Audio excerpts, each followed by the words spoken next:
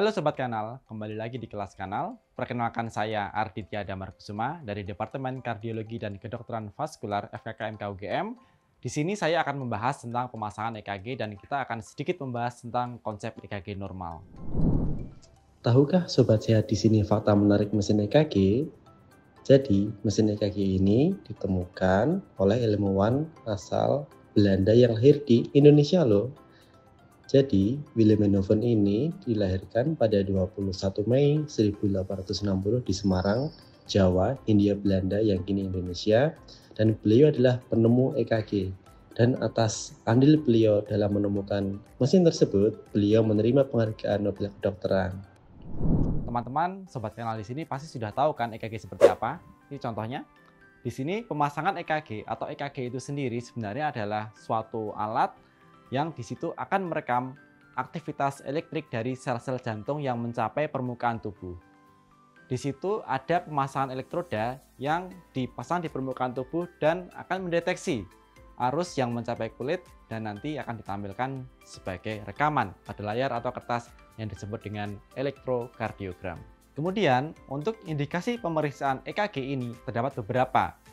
Untuk diagnosis, screening, dan pemantauan pada pasien dengan 1. Gejala seperti berdebar-debar, pusing, sianosis, nyeri dada, pingsan atau kejang. 2. Tanda atau gejala gangguan irama atau ritme jantung seperti takikardia, bradikardia atau imbalansi elektrolit. 3. Henti jantung. 4. Kecurigaan iskemia atau infark miokard.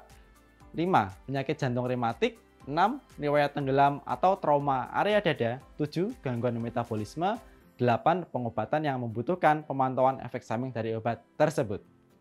Kemudian untuk kompleks dasar EKG, kita melihat ada namanya kompleks yang teman-teman sendiri Sobat Kanal pasti tahu ada PQRST. Yang pertama adanya gelombang P, yaitu adalah depolarisasi atrium. Yang kedua kita melihat interval PR itu dimulai dari awal gelombang P hingga sebelum QRS menggambarkan depolarisasi atrium hingga sebelum depolarisasi ventricle. Berikutnya QRS sendiri, kompleksnya di sini merupakan depolarisasi ventricle. Setelahnya ada segmen ST, yaitu dimulai dari akhir kompleks QRS hingga sebelum gelombang T, itu menunjukkan periode refraktor antara depolarisasi dan repolarisasi ventricle. Kemudian ada interval QT, itu dimulai dari awal kompleks QRS hingga akhir gelombang T yang menunjukkan systolic ventricle. Kemudian ada gelombang itu T itu sendiri yang disebut repolarisasi ventricle. Dan yang terakhir terdapat gelombang U, defleksi kecil setelah gelombang T dan sebelum gelombang P selanjutnya. Seperti tadi kita sudah melihat alat rekam jantung atau alat EKG, kita ada kalibrasi standar. Kalibrasi standar ini mencakup dua hal. Yang pertama, kecepatan dari rekaman dari kertas tersebut.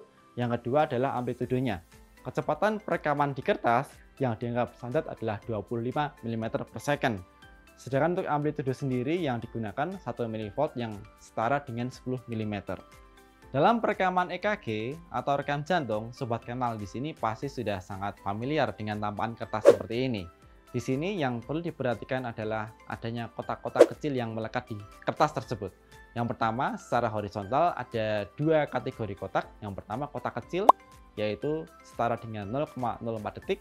Kemudian ada kotak large, kotak besar, yang setara dengan 0,2 detik, dan kemudian secara vertikal satu kotak besar dikatakan sekitar 0,5 mV. Dalam perekaman standar, EKG atau rekam jantung normal akan tampak seperti ini. Di sini rekam jantung ini mencakup dua kriteria standar, yaitu kecepatan 25 mm per second dengan amplitude 1 mV atau 10 mm. Kita melihat di sini tampakannya EKG normal seperti ini.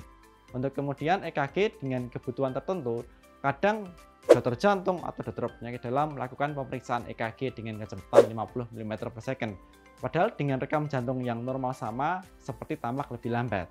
Jadi ini contoh yang mungkin bila teman-teman Sobat Kanal di sini menemukan EKG seperti ini, dipastikan dulu apakah pasien benar-benar dalam kondisi denyut jantung yang lambat seperti bradikardia atau memang karena kecepatannya diset tidak standar 40 mm per second. Kemudian ini contoh yang amplitudenya kita lebihkan atau lebih dari 1 mV seperti tidak standar, maka rekam jantungnya tampak seperti tinggi-tinggi, di mana ini seperti dicurigai adanya pembesaran di otot jantungnya atau left ventricular hypertrophy. Padahal karena settingnya yang tidak standar. Baik, terima kasih Sobat Kanal. Kita akan lanjut di part selanjutnya.